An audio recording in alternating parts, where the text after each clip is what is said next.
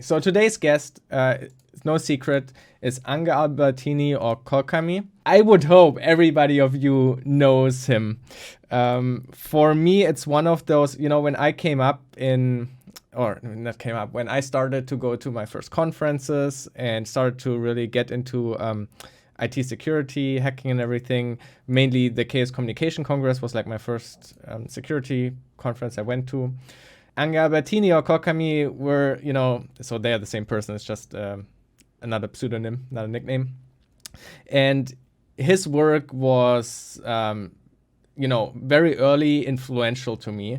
It was at a time where I started studying computer science, where I kind of started to understand how computers work. And then I would go into a talk about file formats from him. And that really opened my eye on what a file format even is. And thanks to his talks and presentations, I started to really get a better understanding of all of that, including then, of course, the very special file format tricks that he then started doing as well. I just wanted to show you a few things that maybe you have seen around, and then maybe you remember seeing him, because I think his work is probably widely known. First of all, on his GitHub, he has this repository called Pictures, with a lot of very interesting pictures. These were the things that I saw many years ago that helped me understand file formats. And they are these beautiful pictures dissecting how some of the common file formats that look like. So here's, for example, one for the portable executable format, PE files. So this is a Windows executable file, an exe. You can see here with color highlighting what each of the bytes mean. So this is basically a hex dump, but each of these bytes have different meanings, and it's nicely visualized what the meaning of it is. And this is kind of like this. I don't know if it's the smallest, but probably one of the smallest EXEs you could have that do something just returning 42. Oh, you don't see it because of my camera. He then also made other images. For example, I think it's very interesting when you start learning about what an executable is to compare it to the different executable formats. For example, ELF files, executable and linkable format, the executable files for Linux or Mac O from Mac. And so these are all executable file formats that are used by the operating system to start a process. And here you can very easily compare them, and you see and you notice how similar they are, how that they have certain flags that have important information about, for example, segment information or different kind of things. So you see how similar but also different those executable file formats, for example, are. Equally interesting are, for example, also the information about image file formats. For example, bitmaps, BMP files. So here you can, for example, see that a bitmap file, each pixel is properly encoded with RGB values. And it's very easy and basic format. There's really no special thing. And maybe or heard that BMP files are very large because each pixel is, encoded in bytes like this. And so looking at these pictures, it's just very easily understandable. Then PNG files start to become a bit more complicated. So there are more features in this file format. So these pictures are one of the things that I found very, very helpful when I started. Maybe you also know my video that I did, I guess, last year about what is a file format. And this was a video that's basically completely inspired by Ange Albertini. And of course, he's also referenced in this video. Here he is. Here he is. Now I leaked his face before I put him here on stream. But yeah, this is Ange Albertini on his talk, Funky File Formats. I remember still very much standing at the door before being able to go into the room and sit down and watch this talk. And so, yeah. So, for some people, I don't know, maybe he doesn't want to be minimized to that, but I guess many people see him as the file format guy in our, at least in the security kind of community. He's probably He's more than that, of course, but yeah, he's the file format guy. He's obviously thinking a lot about file formats and playing around with file formats, and I'm sure we will hear tonight a lot about weirdnesses about file formats and some of the other work that he has done. But he's also here mainly today to talk about his newest project that he's working on. And I think he also has a talk on that. I actually don't know if there's a recording available for that yet, but there's a slide deck for this. And yeah, we will talk a little bit about his project and motivation for this project tonight. So without further ado, if Ange is ready, I can pull him up on stream. Yeah, good to see you on stream. Thanks so much for coming on. And yeah, so I obviously introduced you with my point of view, which is probably very limited, and you are probably more than just the file format guy. So maybe you can just say a few sentences who you are and what you're doing. So welcome everybody, and I'm also it's very stressed and an honor to be here. And definitely I started looking at files in general since my teens, and I was, how can I say, first encounters with the virus and trying to cheat at video games or trying to bypass software protections. And been opening files in a hex editor for the last 30 years, maybe. My first jobs were in the antivirus industry, so it's more like the mainstream formats. But after a couple of years, I was very disappointed that we learned the actual way the formats work the hard way by being bypassed and pwned. And this was very interesting to explore myself and share files openly to prevent being pwned any further. Which is why sometimes some virus writer wrote me and said, you left me without no further option, which was the point. So I didn't really look at specific game formats, but still looking at the standard ones, even 30 years later, mostly. Yeah, I mean, they are probably weird enough, and evidently by your work, you can spend so much time with the famous file or the big file formats, and they offer endless amounts of trickery. So if I would ask you naively, like, what should be a file format be? Can you, like, a definition for file format in a dream world, maybe, without, we know that file formats can go weird, but what is a file format, naively defined, maybe? Actually, I had some kind of half a talk being ready for that, because first there's the distinction between a data format like an encoding, like what happened for MP3, which was initially without any metadata and was just a stream of frames.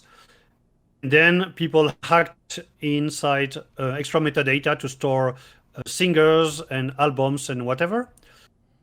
And then, so indeed, a file format has a kind of, it should be easy to identify. It should be able to be extendable to store more metadata than initially thought, because formats always evolved, sometimes in a good way and sometimes in a very bad way. And there are some stuff from the past that is not really relevant, like GIF file format, which has every day all the compressed data chunk in very small buffers, because it was required, it was important at the past, and now it's totally irrelevant. There's stuff to avoid nowadays to make a file faster to be parsed in a secure way. I think overall, if there is consistency in the format, and it's not like this is to be parsed like this and this is to be parsed like that, this is what is can be very confusing and lead to bugs mostly. Maybe for some of the people that are not that experienced, could you explain how Windows or Linux decide what happens when you double click on a file? Because people think of file formats as being like, I click on this file and then it's a Word document or it's a game that starts or so. But how does this even happen?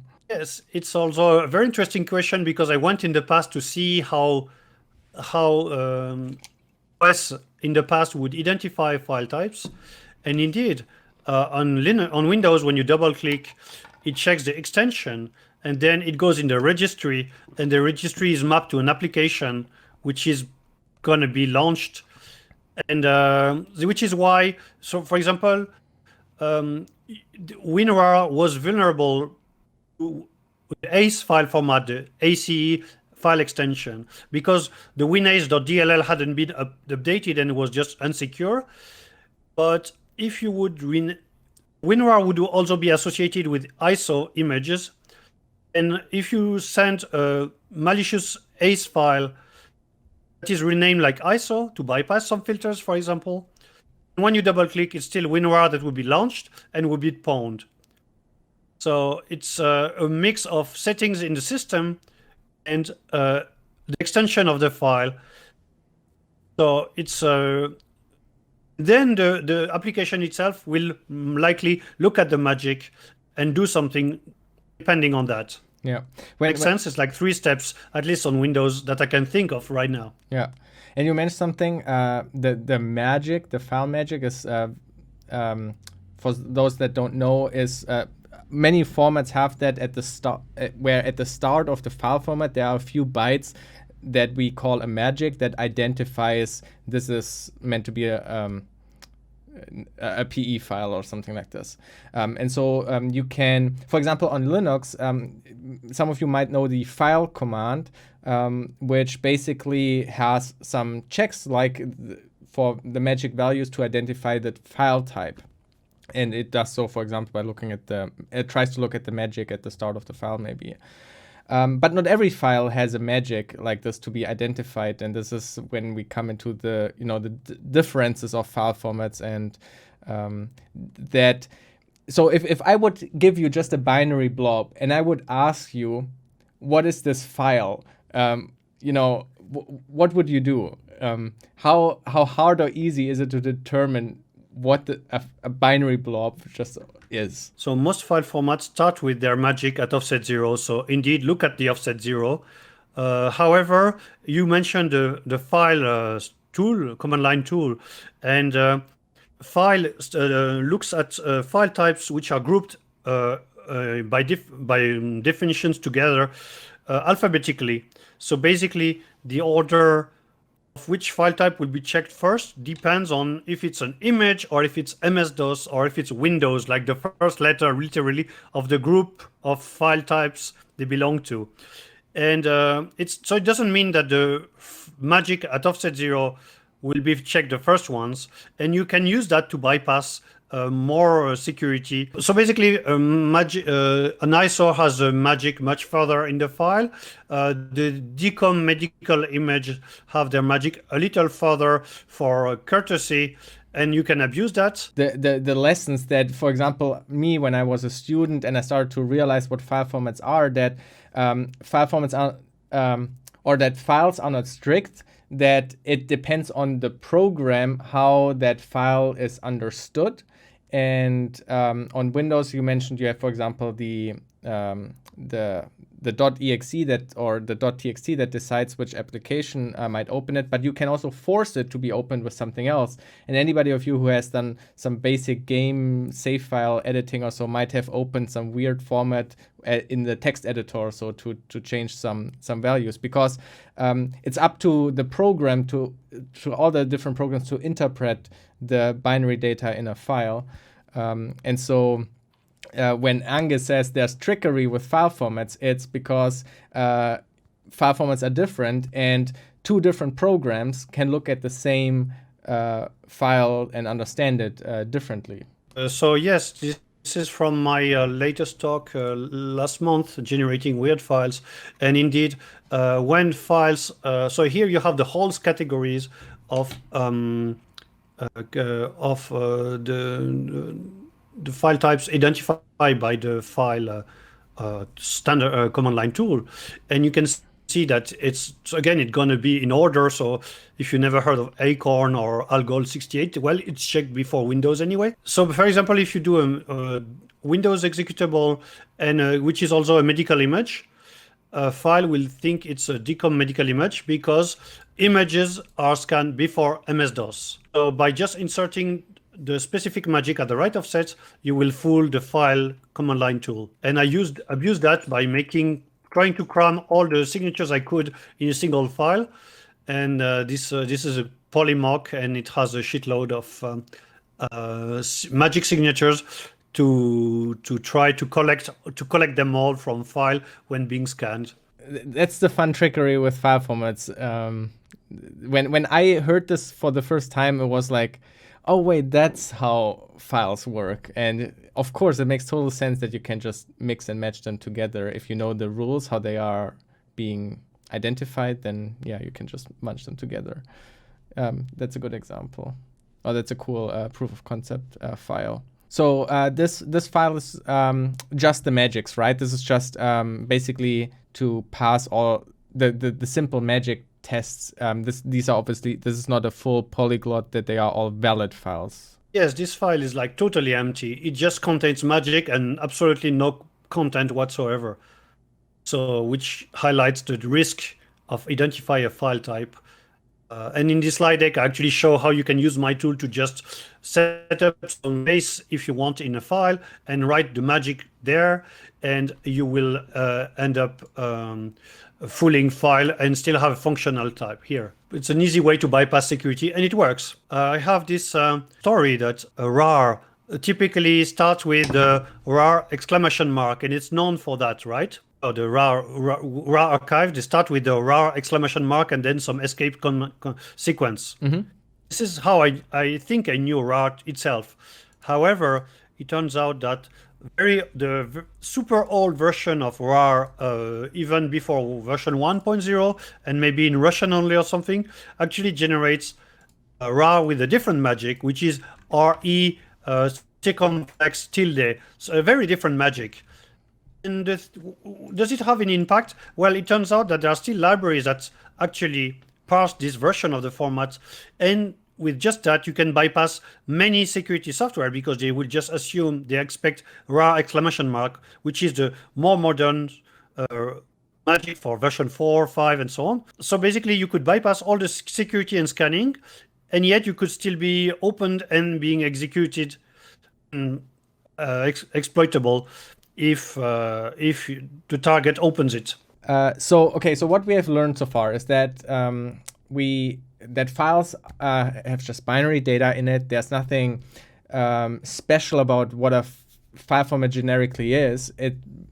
What makes a file format is basically that there is a program that can understand whatever bytes are in there and does something with it. Operating system, for example, like Windows, decide which program to use to open a file based on the .txt at the end or the .jpeg at the end or so.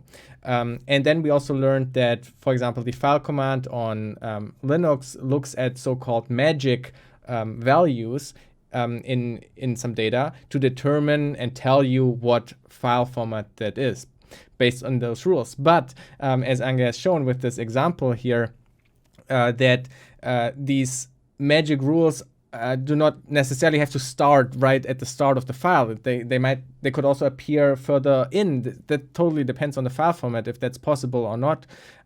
But this way you could fool any tool that tries to help you identify what a file is into thinking it is a certain file that it's not. And that's the magic value. And but now we come a step further, I guess, in file formats, and that is to have actually valid files that can actually that do not just say they are of a certain file format by the magic, but also their internal structure is completely valid, that it can be actually opened with a file. And that's called polyglots. Could you maybe tell something about your projects and work with polyglots? So yes, so polyglot is just again, let's start with some story. I was doing my work as a virus analyst, and there was just Windows executable P portable executable start with the magic MZ, and there was a HTML malicious JavaScript or something that started the file started with MZ, and the engine was saying was thinking it's a Windows executable, but obviously it has nothing of a Windows executable except the magic, which led it to think that it was just a corrupted executable until let it go through. So that's when I realized that files could be valid with two files typed together,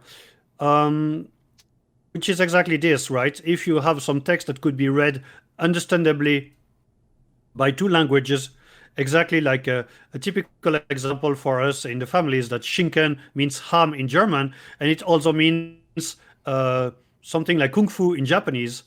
So we can make jokes with that.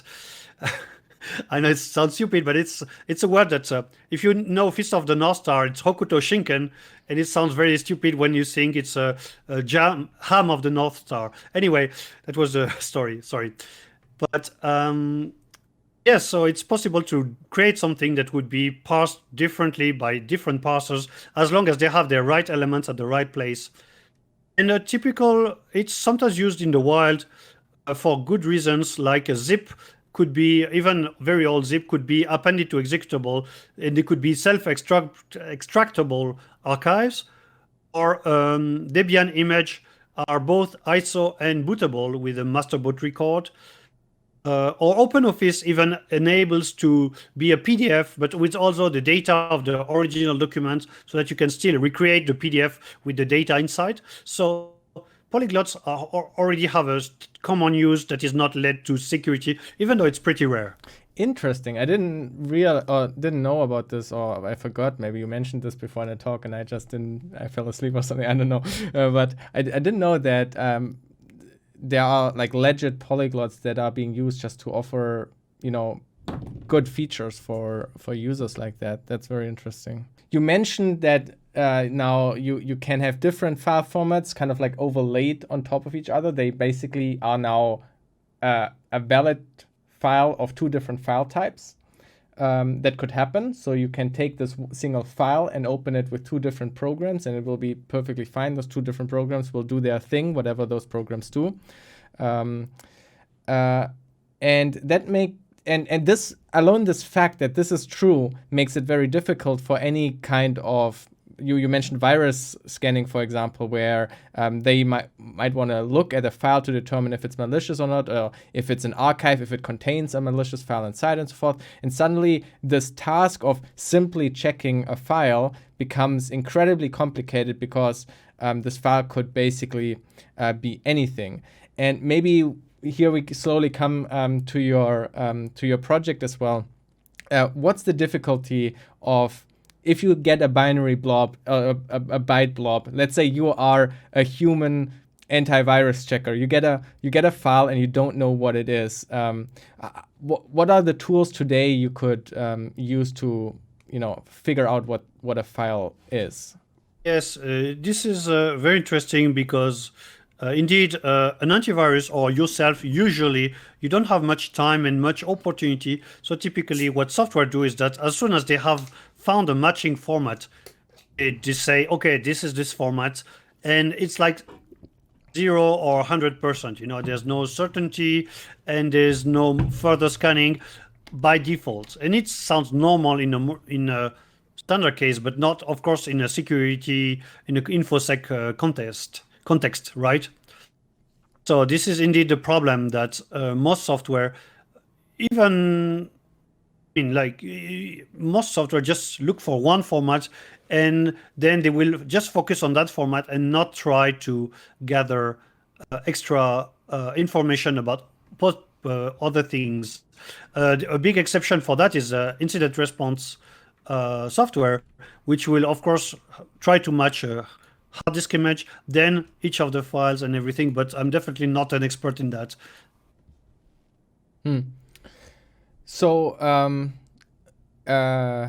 yeah, could you maybe, I don't know if you have prepared this, but do you have like Katai or anything available to just show like current tooling, or show a little bit how people can currently look at files? Yes, and here is, so if you don't know Kaitai, so can you see my screen, or I should make it bigger? So it's id.kaitai.io. I mean, it's also a library, but it has a ready-to-use interface from the web. And here it's a very tiny PNG file. And it's very nice because you just drop the file, open id.kaitai.io, drop the file, and then you choose grammar, and then hopefully the grammar will match, the elements will be displayed of the file, of course, of the structure of the file. Of course, it's a very small file here, so it's very easy to see, but this is already a nice way to visualize a file. But as soon as this file has a single bit wrong at the wrong place or something, Kaitai will just give up, not give you anything. This is like a difficult task. I know this kind of from like web security and browser stuff, that you think a certain format is well defined, like HTML or something, and so you have these specifications where you think everything is very clear and how each byte has to be parsed and understood and so forth, and then you come into reality where different programs implement understanding the same file format. In browsers, it's the different browser engines that will understand an HTML document in a certain way, and they try to follow the specification. People spend a lot of time trying to define everything, but you still run into either bugs where something was wrongly implemented, or there was ambiguity in the standard, in the specification, and the different programs just understand that format is slightly bit different. And of course, this is then true. This is the same case for any other file format that exists, where maybe there exists this definition or not, and then there's also the reality in how a certain program understands it. And so there might be. So, for example, you have here a PNG image. If there's a certain bytes corrupted, maybe, or changed, maybe it's malware that does this on purpose for something, I don't know, for whatever reason. And it's maybe valid enough that some viewer, like the default, I don't know, the default image viewer on Windows will still open it. But maybe a tool like something that tries to extract some information or something like Kaitai also might think, oh wait, this is not valid anymore, I will bail out. So absolutely. But so first, each PNG is actually made of, let me get, I should have my own poster somewhere. So each PNG is made of, there is always a CRC at the end of each chunk. So first, most software will open a PNG if the CRC is correct, and you probably will get only a warning. Then it should end with the end chunk. But if this chunk is missing, it should still load most of the time because it has all the data that is there to load. Then it's possible that some values that, for example, are always the same, like the compression, which is always deflate set to 0. It's it's ossified. It's like it was never used as a different value in some software. So it's very possible, very likely, that if it's a different value, then it will just be ignored, because anyway, the only officially supported compression is value 0. So we already have many ways of messing with this this standard. Then you have PNG, but you have also the brothers MNG and JNG, and they all have different magics. So, but it's still possible that the software will accept a PNG with the magic of their brother and still be working, because inside it will say, hey, it's actually just a PNG. Especially because there's a complex case as animated PNG is supposed to be just a PNG with extra information. So it's slowly, it can look very easy as itself, but when you look at the whole picture, it can suddenly become very complicated. Your visualization that you have here, and Kaitai, and also just basic hexdump, for example, and the file command, these are all tools that can help you visualize or investigate a file. So let's say maybe you encounter a PNG that the browser displays and renders fine, but when you try to open it in Photoshop, Photoshop refuses to open the PNG or something. How would you identify what the problem and difference is? And so there are a few tools like Katai where you could try to open a PNG and look at the different values. So if I take a PNG, I took my PNG and I just modified the magic. So I just modified the n of the PNG to be a lowercase, and now Kaita is not able to give us. And this is other file, or does it? Because it did an error. So actually, it works in this case. I'm pretty lucky today. But so that's a problem, right? If so for example, the header chunk will be identified because it has I header. If I modify this, it will not see the right chunk. So it's not necessarily giving me the right information that I want to investigate. So typically you throw it at different tools and you hope that one of them is giving you, I mean, unless you want to open it in a hex editor yourself, of course, but then forensics tool to recover images, but I'm not familiar with them probably. You have played around with a lot of files and you crafted a lot of your own files. So when you create a PNG by hand, how do you even do that? Because I only know how to use Photoshop to create a PNG. So that's weird of you. What's such a weird idea? So I actually explained that in one of my talk. When I was trying to patch in an extensive way Windows emulator in the early 2000s, I started actually to be more productive to do how do you say, to do an assembly patch, but with no assembly really. Actually, I started writing. Yes, this is an example. So this is a PNG. That is, can you see it? Yeah, if this is a PNG that is actually written as assembly. So it's not really using assembly because it doesn't have any opcodes, but I'm just using the macro to output magics and then to define some values and whatever. And overall, it creates a PNG file. Yeah, so this is something that blew my mind when I saw it the first time. It's such an obvious and fitting tool for file formats or binary formats in general to define them in this assembly language. So as Ange said, there are no opcodes, so you're not writing assembly in that sense, but you basically abuse the assembler, so the tool that assembles, that takes this text description and turns it into binary data. You abuse that basically as an assembler for a file format. So you can define, as here shown, the PNG magic, for example, which is just binary or just a string that will be created as bytes in the resulting file format. So it's non-obvious but also obvious that this is just a good tool to use, and it makes total sense to use something like that. Here is Windows So it's just a sequence. It just defines a P header, and here there is very little code. It returns 42, and that's all.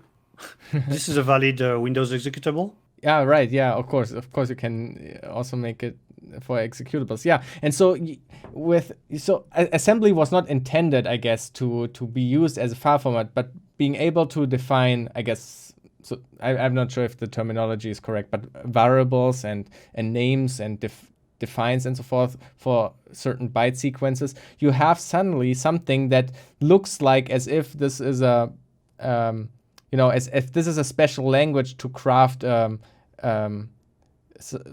this PE file, but it's not. It's just using or abusing the assembly syntax and the assembler compiler, I guess. So yeah, that's such a clever way of doing it. It's not like I had any choice. I mean, I was also inserting code, right? Injecting some code, but mostly it was a lot of data. And then also my requirement was that I wanted that when I was crafting a proof of concept by hand, I just wanted to make sure what every byte is and that it doesn't depend on any linker. And how do you say it's rebuildable? What's the word for that? Like that everyone can recreate the exact same file, because obviously my files were created by hand, and you couldn't really rely and trust software to always create this buggy image forever. So I had to, do craft files without relying on tools that would output anything else that I don't control. Yeah. So I mean, I would have just written a Python script, but a Python script is executable code where you have functions that then start to craft and concatenate basically binary data to construct this whole thing. And with function names, you can also give, and variable names to give the whole thing also meaning. But this assembly technique is it feels so much cleaner because you do not mix executable code kind of that, like Python scripting code mixed with the actual data. Here it's basically just the raw data. It almost looks and feels like a raw grammar definition of a file format. It's of course not, but that's almost what it feels like. It's the raw data, just nicely described and more easily modifiable and so forth. And yeah, it's such a cool trick. And even better is that you can tell the origin of every byte in your file. And that was very important for me because sometimes I'm given a file that is producing a weird bug or anything, or sometimes it has PII or it's bloated, and I just narrow it down to the cause. And in the end, the file that where you crafted each byte from scratch, the assembly source can show that there is no negative byte. There is no unintended byte. And that can be useful, for example, in the case where you want to legally prove that you absolutely know that you sent no malicious code at all and just reproduce the proof of concept. It's a very safe way because I look at the file that is buggy or that was given to analyze and everything. And then after I wipe enough of its data so that I narrow the bug down, and then I recreate it from scratch. And again, it has no, how do you say, copy paste, copyright infringement or anything. And you know it's 100% safe. And at the end, it's even explainable. And that's a good thing because when you have such a clean, simple file that still crushes the software, file do the talking. You give it to the people, the file is a couple of bytes or hundred of bytes, so small. I remember people just not believing that my proof of concept was so small, and they're like, where did you get them from? And still they would crash the software repeatedly and reliably. And you just send a file and the file do the talking, and then people actually start fixing bugs when they have no more reason to avoid the problem. Yeah, and you just mentioned something that that we haven't talked about yet: files that crash something. So of course, file formats have play their important role in exploiting software. You have fuzzers might generate and create files that are then input to a program, and they overflow buffers or do whatever. So when you nowadays, when you run a modern fuzzer, they can basically out of thin air create file formats. So there's this very famous example using AFL to fuzz some JPEG implementation, and the genetic algorithm of AFL basically crafts and finds all the special bytes needed to get a valid JPEG file out of it. So that's obviously a fun proof of concept, but the other way around is, of course, that you want to find maybe a crash in a program that parses a JPEG file. And so let's say your fuzzer finds suddenly a crash, and now you want to understand what exactly in that file is causing the crash. And without the understanding of how the file format works, it's very difficult to figure out what exactly in that file is causing the issue. And this file might be very invalid JPEG, so no tool would open it. Maybe Kaitai would fail to identify it as a JPEG. Maybe some other tools to look at that file It's not JPEG. Yeah, so maybe you can talk more about the problem of when you have fuzzing and then you have very corrupted and weird file formats, how tools nowadays handle them. Yes, that's the problem we started mentioning earlier, right? Typically, software just want to identify the file format they are ready for, and then they go all the way to, and if they return nothing, everything or nothing, like it's all or nothing. There's no. Sometimes you have a warning of a weird value somewhere if you're lucky, but sometimes they just give you absolutely nothing. Unlike, for example, if you think about it, when you open a binary in IDA or Ghidra, they will try to identify stuff as best as they can, and they will give you a lot of undefined stuff. But imagine if you open a binary in IDA and it says, oh, this is not a binary I know, and it's closing on you, it would be very useless. Yeah, that's, I think, what we don't appreciate with a disassembler like IDA, that it's a very explorative task to reverse engineer a binary. I mean, for a standard basic PE file, there's a lot of automation. You throw it in there and just magically brings up everything. But a malware might abuse the PE file format and screw with the segments and whatever in certain ways that then a disassembler can't easily show you everything perfectly. So now you, as the user, have to figure it out. But IDA helps you with that by offering you tools to, slowly, step by step, kind of explore that file. You can follow references. You can define and say, wait, this is code. Please parse this part as code, and this part was understood as code, but it's actually ASCII data. So let's redefine this part and so forth. So it's a tool that's very explorative. And as you said, if the binary format is not perfectly valid, it will not just exit and crash. It will allow you to go on your own and work with the file. And that doesn't really exist for file formats.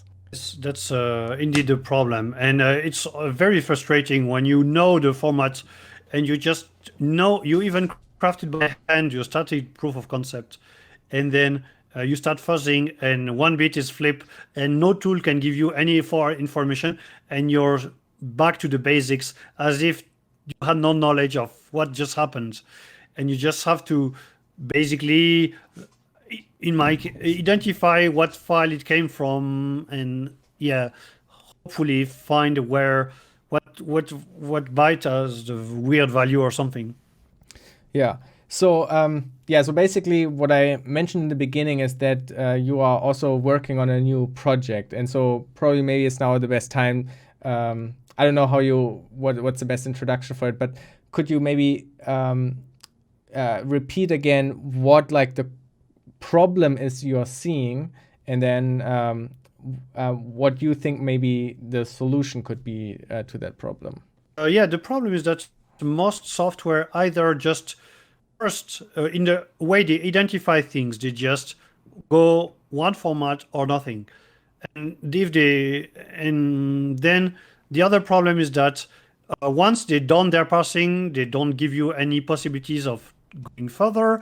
They will not, like IDA, try to annotate the content. If you look at my files, sometimes I document myself stuff not required and XP and so on. So, and IDA does that with executable code. Like it will actually tell you which API and propagate the arguments on the stack or anything.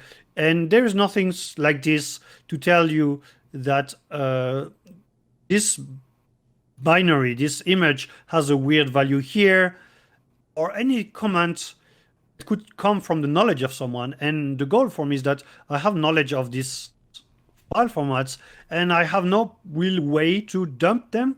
People ask me if I would write a book or something, but I was like, why would I? What point is there if people have to get a book and there's no tool in the command line that just gives them directly some diagnosis, some output, right? So that's why I try to delay the book and instead create a sandbox. I mean, like in the Spielplatz meaning way of things, for me to put my format knowledge to have a software that is useful to me and hopefully to others. So you prefer writing code over writing books? First, I'm a very bad coder. I'm also very bad. I haven't wrote a single book either. But why would I, if there is no software that I can use and instantly give me some diagnosis, even though I have no knowledge, why would I open a book there? While at the same time, it's just PNG with a very unusual value, like those comments, and it's easy to create some extra code that would add this as a comment. It's surprising that a tool that helps you analyze file formats like this doesn't already exist.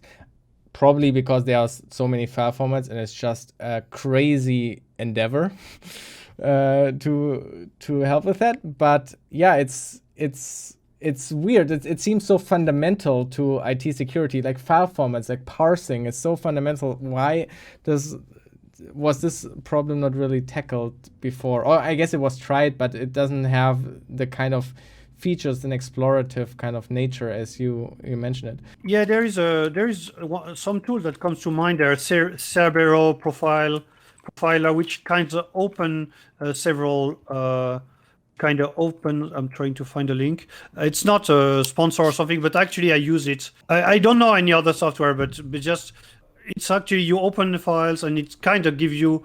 Can I have a screenshot? I don't have a screenshot. Nope, I don't want to show the price. Sorry, it feels like a bad ad. Sorry for that.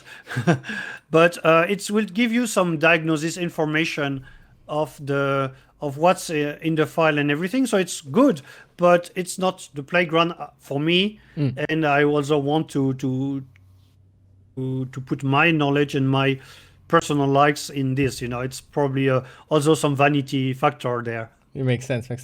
Cool. Yeah. Is there anything else you would want to say before that, or do you want to maybe show something? Yeah, so the same PNG that I did before. Yeah. With just a Python script I created, but still trying to make it pretty. So here it's a bit stupid because it just tries to identify what could be ASCII, and just if there are enough ASCII bytes, it shows them as ASCII or anything. That's the first thing. It's just some visual experiments. I tried to make it as compact as I could, and I was a bit extreme, like removing the extra rows and putting an alternate background color to make it more compact. You might like it or not, but it was a test, let's put it that way. But otherwise, we mentioned the software I wanted to create. You mentioned the slide deck earlier, right? Mm-hmm. And I'm currently rewriting them again, but it will create disassembly that is commented. So you have so this file can be rebuilt to itself. This is just outputting some dB of assembly, just the content of the bytes. But at the same time, it's telling you which what it saw and at which offset. And it supports 30 file formats also. And then there's the option that if you dump it to the way I didn't want to have just a parser and the same visualizer, but I wanted to, any parser could work with any visualizer with just some JSON as an intermediate. I created a JSON file, and now what's my argument again? I have to find. And so when you are creating this assembly definition for the file format, you obviously have to parse the file as well. So what's your solution for when the file? This looks very nice, what you show right now. So this is my own parser in my case, because I want to write parsers. It's weird, a bit weird as a desire in life. I'm not sure. It's a sin probably, but I want to write parsers because sometimes I know that parsers behave differently, and I want to introduce these several different behaviors in my own software, because otherwise, why would this knowledge be just lost? It's a bit frustrating. But on top of that, yes, it's good because again, I also write the visualizer, so I could benefit on other parsers. You could even do digital instrumentation, binary instrumentation, and to get the output from a file from a parser that you don't have the control, the source of, and still do some visualization on it. So, do you have some examples of how you are maybe liberal in parsing?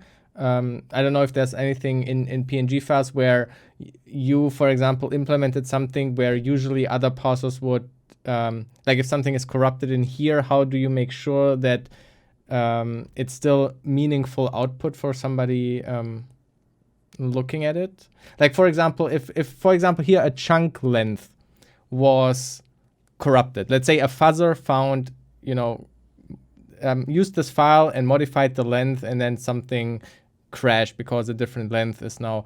Is this a concern that you are addressing? If and how would you deal with that? I don't have. Can't think of an example right now. But the thing is, the file will always be rebuildable, and it will just give up parsing and still Okay. Yeah, output the rest of the file as undefined, a bit like IDA would. But unlike IDA, the guarantee is that if there is any output from the software, it means that from its assembly, it could rebuild the exact same file. Yeah, and this is something that, as somebody was writing in chat, that there are a lot of binary visualizers out there. So there are lots of tools that just, try to parse and display the binary file for you. But the reverse of then modifying those fields in the file, it's basically hex editing at that point. Like you need to you just look up the offset and then modify it in a hex editor or something. Exactly, which is why I'm happy that I always have the bytes. In some, I can have some explanation of the content, as you can see on my screen, but I can always modify a byte or insert something. And if you saw my slides, the slide had a more high level than just this bunch of DBs, which may sound very stupid, but my goal is that also to provide potentially reassemble information that is already in the output file, ready for you to reuse in rather than the dumb DB. And you can select the ones. Most of the time, you just need to patch a few bytes. But in case if providing several outputs to be chosen by the hacker to patch the file in the way you want, you don't necessarily want, for example, to repatch the palette data. You want to leave it as is, and it's okay if it's as a bunch of DBs, but you want to maybe have the CRC that is automatically computed whenever you modify something else. You see what I mean? Mm-hmm. And this is really what I'm looking for, because sometimes you just want to modify a byte, but not with a simple hex editor. But at the same time, the parser, the output could be much more informative than this is a CRC. Make sense? Yeah, absolutely. Are you wanting to solve that? But I guess that's the limitation with the assembly format. Something like this, automatically updating the CRC, is not really possible with that kind of format. So this is something I did in a previous version that you can add. I'm not sure I did it in this file. Nope. So basically, yes, you can generate the slides. The symbols will be generated in external files. You just need to parse this external file, and then you can use specific comments you can use some specific comments will be parsed. Sorry for that. I can also post maybe those. So basically, if you add this map symbols map, it will generate automatically an extra file with all the offsets of which value, and then I just added some special comments for post-processing where you define your own syntax, and it just grabs the values it needs and it will patch them. Okay. So in this post-processing is done then with an external tool, with something that just understands this format, or? Exactly. You just just the file is still pure assembly, except that the chunk CRC will not have the right value, and then you have something that post-process the symbols and the source and does the patching for you. Right. It's not necessarily a requirement, but it can be, it can work that way. Right. I also just saw on the slide it says there with your own post processor. If I would read, I would have known. Yeah. It's nothing standard, but it just does the work, and it's pretty nice to have these symbols dumped for you. Yeah, it's an interesting. And also, it gives you some understanding of how it sees the symbols in your own file. Yeah, when you do so different people try to reason about assembly code. Disassemblers, decompilers, they use different strategies. They have intermediate languages of various layers or complexities and so forth, all with their advantages and disadvantages. And I guess your idea of using assembly syntax for clear rebuild, that you can clearly rebuild it, along with some annotation like here, is one option as an intermediate language for generic file formats. Basically, you write the tool in a way that your assembly file is basically your intermediate language for any file format, which I find interesting. It will be interesting to see how. I mean, you kind of battle tested assembly files already. All your work is you do a lot with assembly files, so you know how well or not well this is suitable for file formats. But yeah, it's like I haven't thought about that. We should maybe have like a file format intermediate language that then can be used to reason about things. I don't know. Yes, that was my. I mean, maybe that was just because it was a requirement earlier. But first, I wouldn't be a good candidate to write a new brilliant language. And in the end, I just became better and better at NASM. And there's NASM and YASM that are compatible, and it just does the trick. And I didn't have to come up with something. There are obvious limitations. It can do bit level stuff like how do you say, BZ2 is a bit level only. So in this case, when it's not at byte level, you cannot output a single bit in assembly, not in an easy way anyway. So it's a limitation, but it just works with a lot of formats. And this was also my goal, that at least I know that it covers 30 of the standard format that I typically look at. And most formats anyway, because the only ones that are not bit level, it just works. It just does the trick.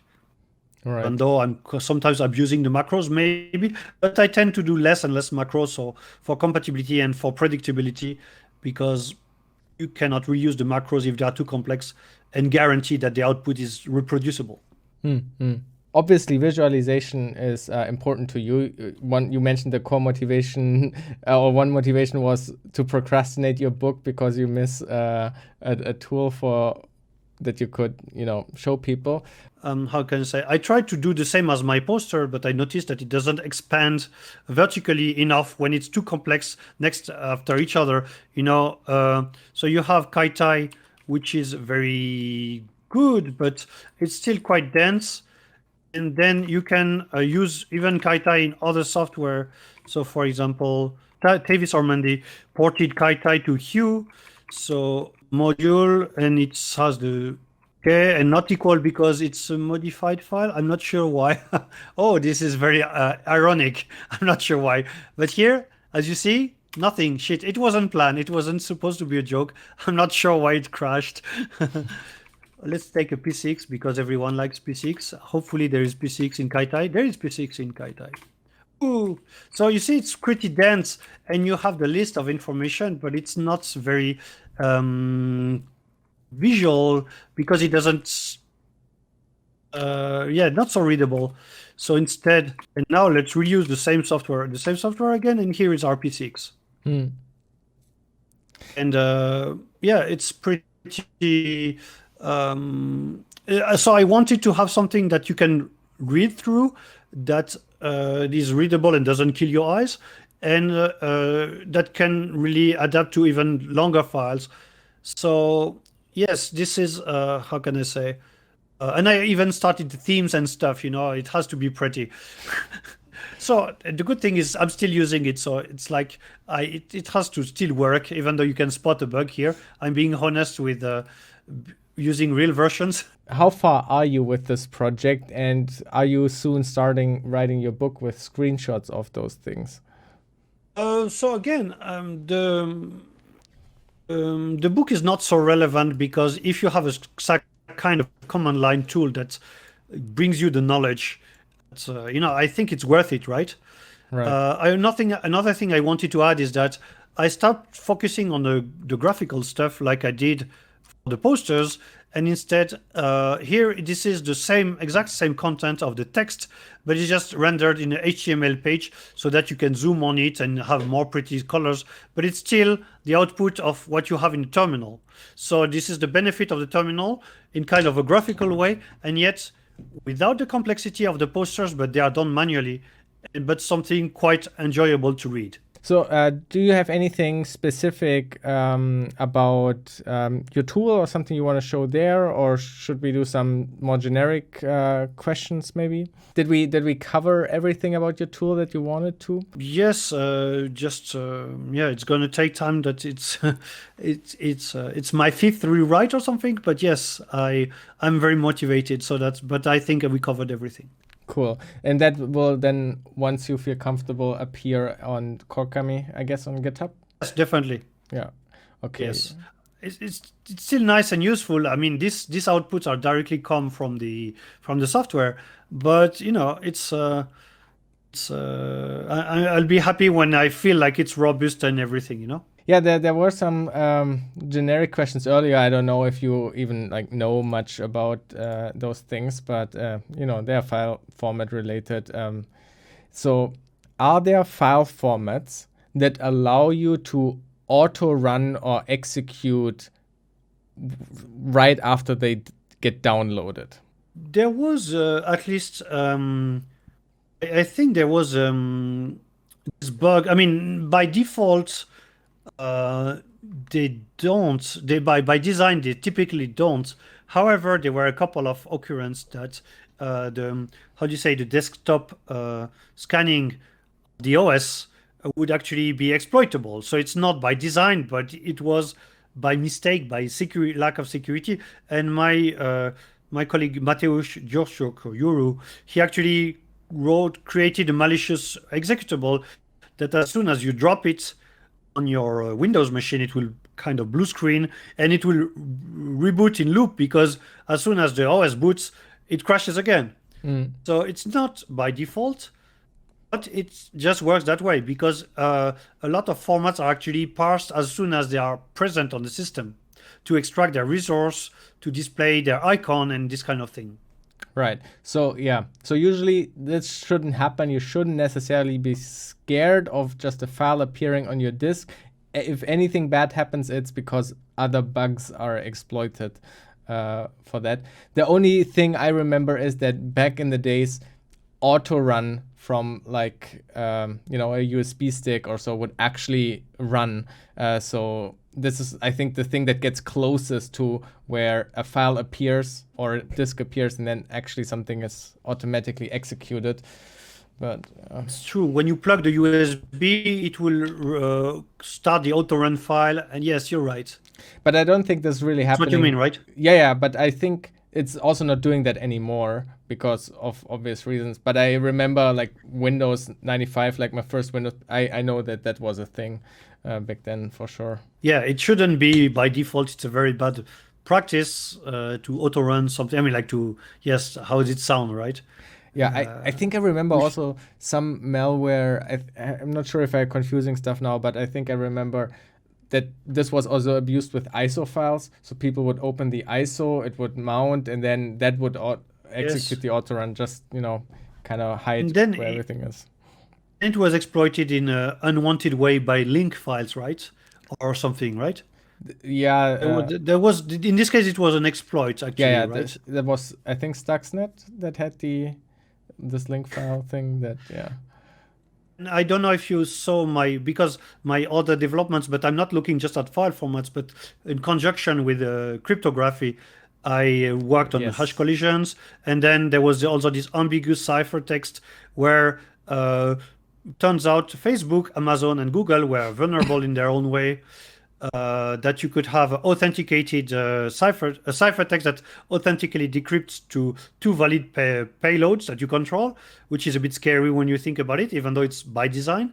So it's standard file tricks by the interesting crypto. So it can already expand in several directions, crypto and also file formats. Yeah, true. It's endless fun. There's another question. How many file formats did you explore or research approximately? If you, I don't know, would have to guess. How many file formats are even there? Probably not so much. I would. How many, like, I think you mentioned something, you mentioned some number earlier about your tool. So like if you would say you need a solid tool to work well with generic file formats, like with the most known, like what are we talking, dozens? Are we talking hundreds? Like what is the... So far the current version of this is supporting like 40 formats to different extent.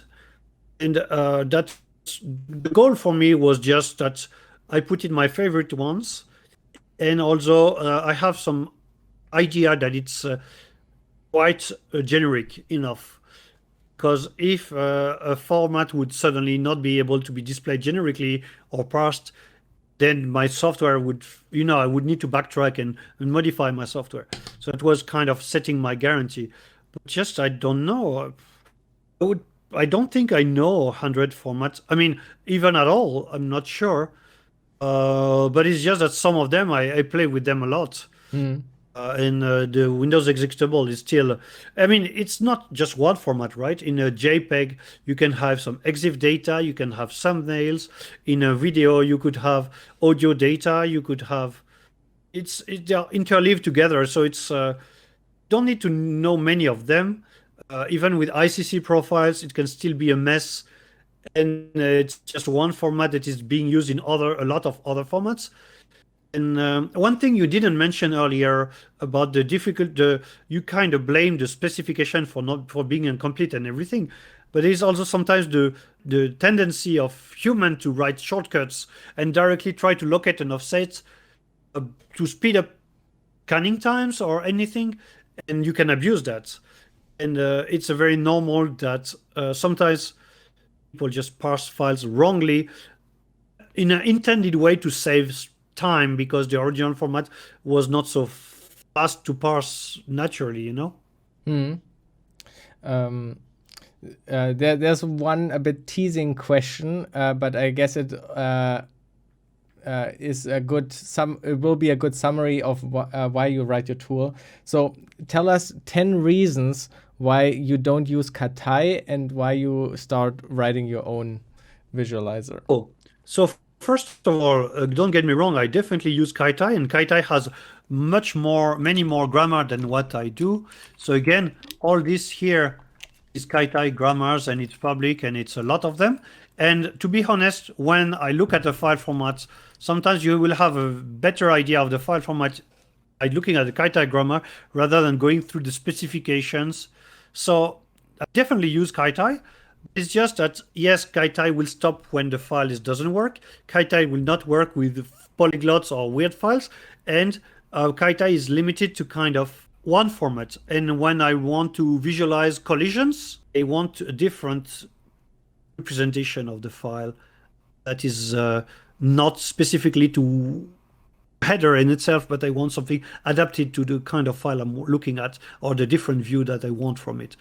So I'm not sure if that's 10 reasons, but and Katai again is great, but it's still not in your terminal.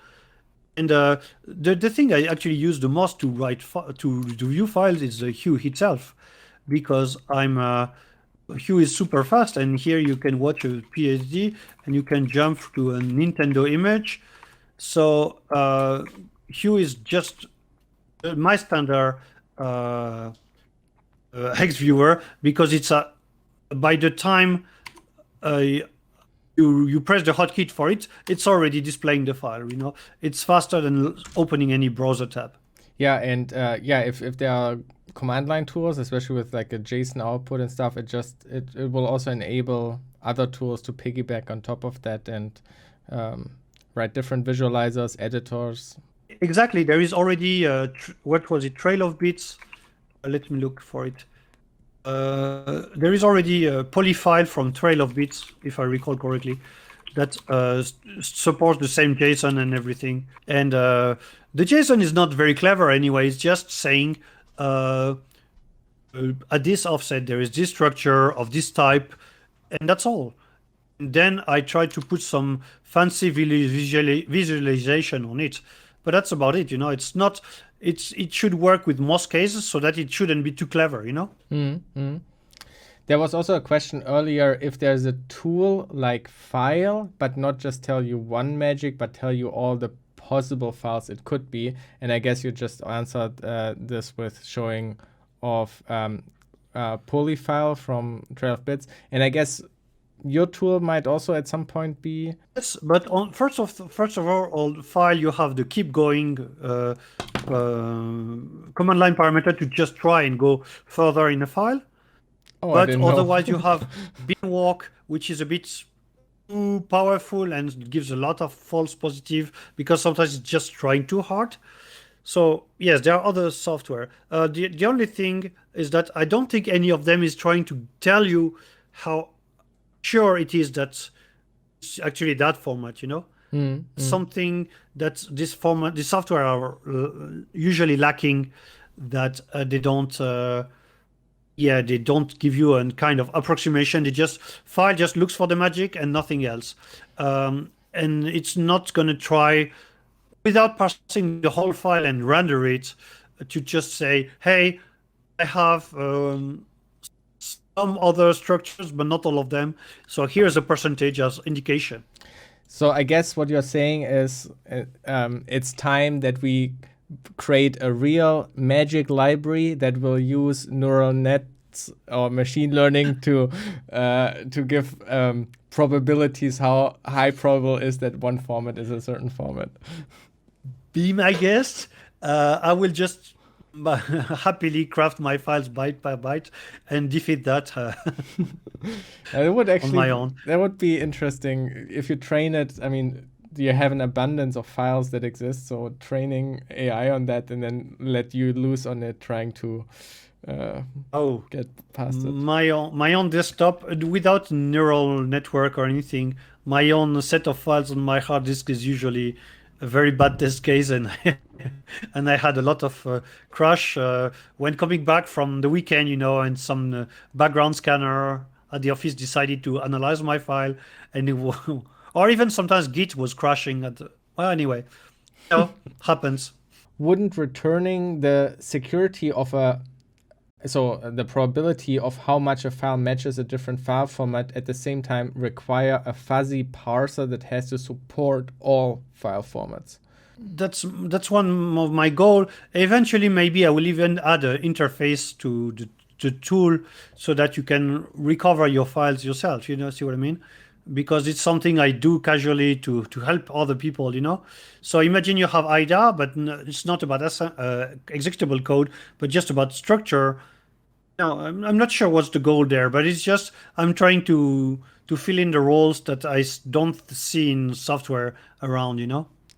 Somebody asked also earlier if your knowledge and weird oddities and weird things that you find if you document them somewhere, or do they only exist in your head and now in the code of your tool? They kind of exist in some of my GitHub stuff, but it's very not pretty. Yeah, so I guess your docs repository is maybe a start to find some information. Yes, definitely. And usually if I record the whip branch, no, this is not the right one. Okay, forget it. Okay, cool. So I think there are no other questions as I can see. yeah, if people have further questions or watch the recording later on YouTube and have questions to you, they probably can reach you on Twitter, Corkami or Ange Albertini. And keep an eye out on the Corkami GitHub page for hopefully sometime a tool release. Thanks a lot, everyone, for attending, and feel free to reach to me. And yes, file format forever, FFFE. Cool. Yeah. Thank you. Yeah, thanks so much for coming on. As I mentioned in the introduction, you were very influential when I started to go to my first conferences, and your research and work really helped me open, look over, what's it? The German term would be über den Tellerrand schauen, to look outside, to go outside the box, think outside the box, especially with file formats. It's one of those topics that I think every computer science student should, learn more about, and your work and especially your visualizations and so forth and your proof of concepts are very, very educational and really, I think, what's the term? Add a lot to the whole, IT security community. It's a big and important foundation for many. So this was an experiment. First time having really a guest on stream. It's not, I had guests on stream before, but not as planned as like this one was. It was more casual before, but yeah, so I'm really happy to have had Ange on stream.